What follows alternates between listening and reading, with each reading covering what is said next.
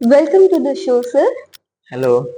Sir जिन्होंने अपनी मेहनत के दम पर गलत बोला। नहीं, काफी बच्चे ऐसे थे जो लेबर का काम करते थे, पेंट करते थे और बहुत छोटे छोटे काम करते थे, बट वो क्रिएटिविटी बोल सकते हैं कि हाँ, कितनी क्रिएटिविटी हमें उसके अंदर डालनी होती है।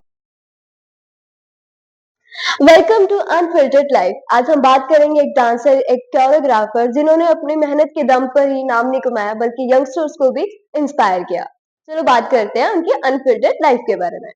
Welcome to the show. Hello. ये है कि जो आपकी डांस जर्नी है वो कैसे शुरू हुई और आपका इंस्पिरेशन कौन है? डांस जर्नी मेरी आज से 8 से 10 साल पहले शुरू हुई थी। तो 10 साल पहले मैंने डांस सीखना शुरू किया था। ऑब्वियस है कि मैंने टीवी शोज में देख के शुरू किया था, जैसे हमारे धर्मेश सर को देख के, राघव जुएल सर को देख के मैंने डांस सीखना शुरू किया था। उस टाइम मेरा ऐसा प्लान नहीं था कि मैं डांस को अपना करियर बनाऊंगा, या मैं पैशन भी नहीं था मेरा, तो मैंने एज अ नॉर्मल ही डांस सीखना शुरू किया था, बट वो धीरे धीरे इंटरेस्ट बनता रहा, देन मेरा पैशन बना, हॉबी। अब मेरा करियर, मेरी लाइफ ही पूरा डांस बन गई है, तो अब सिर्फ डांस ही रह गया है। जो आपके अकेडमी का नेम है सर्कस क्रू, उसके पीछे क्या आपकी जर्नी है? स्वैगर्स क्रू हमारा क्रू बना था आज से 6-7 साल पहले। मैंने अपना क्रू बनाया है।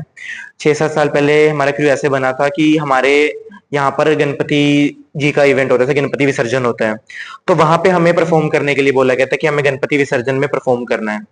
तो हमारे आसपास के बहुत सारे ऐसे बच्चे थे जो फीस देकर डांस नहीं सीख सकते थे।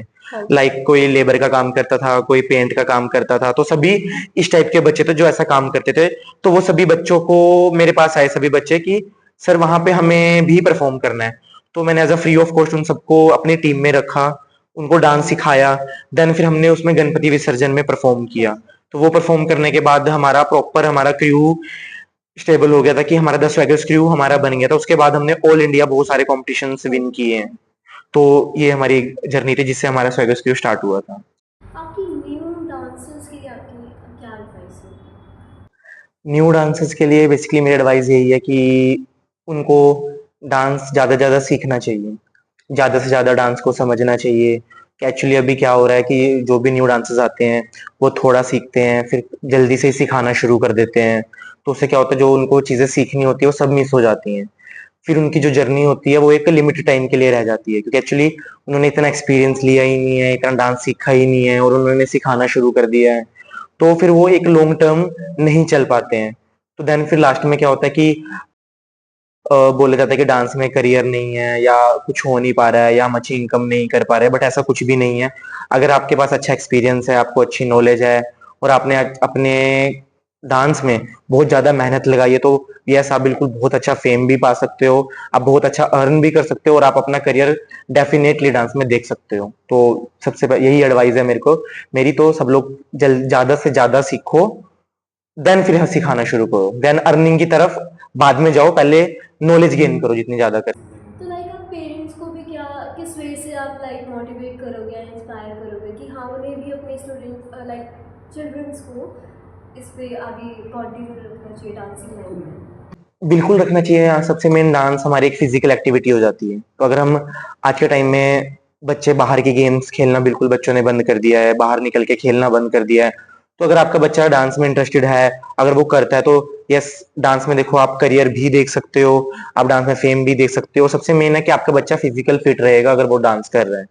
अदरवाइज अगर बेटर है कि अब वो लैपटॉप्स में गेम खेल रहा है, वो फोन में लगा हुआ है, वो स्क्रोलिंग में लगा हुआ है, वो टाइम को अगर हम चेंज करके हम उसको डांस में कंज्यूम करेंगे तो बेटर है। तो पेरेंट्स को ज्यादा से ज्यादा बच्चों को अपने डांस सिखाना चाहिए, कोई भी फिजिकल एक्टिविटी में जरूर रखना चाहिए।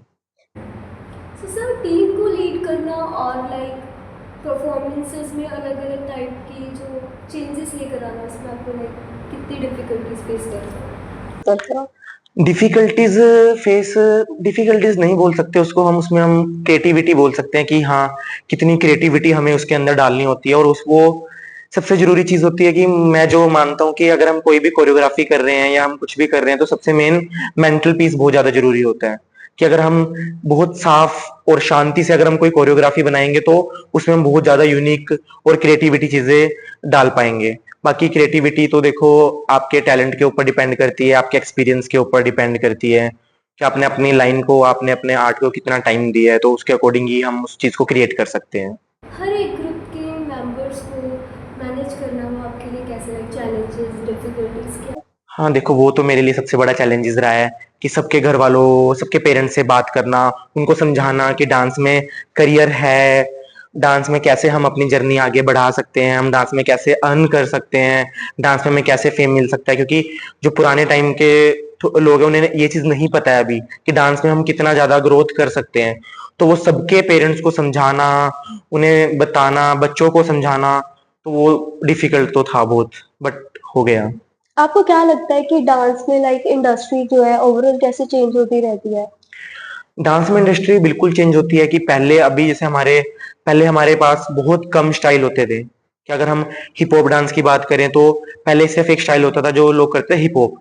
अब हिप हॉप के अंदर ही 10 प्लस 100 प्लस वेरिएशंस आ गई हैं। तो ठीक है, अच्छी बात है, हमें न्यू चीजें अडॉप्ट करनी चाहिए, चेंजेस आना बहुत जरूरी है, तभी हमारी कम्युनिटी आगे बढ़ेगी और ज्यादा बड़ी होएगी। कोई ड्रीम प्रोजेक्ट या कोलैब जो आप करना चाहते हो? ड्रीम प्रोजेक्ट तो सिर्फ यही है कि अभी हमारा प्लान इंटरनेशनल का ही है कि हमें इंटरनेशनल जाना है और विन करके आना है, तो सबसे बड़ा ड्रीम प्रोजेक्ट तो वही होगा। सो इंटरनेशनल में इंटरनेशनल में बहुत शोज हैं, अमेरिका गॉट टैलेंट है, ब्रिटेनिया गॉट टैलेंट है, ऐसे का वर्ल्ड ऑफ डांस है, बहुत शोज हैं। तो बिल्कुल अगर मैं ड्रीम प्रोजेक्ट देखूं जो बिल्कुल ड्रीम वाला है तो वो वही होंगे हमारे। तो नेशनल्स में आपने क्या?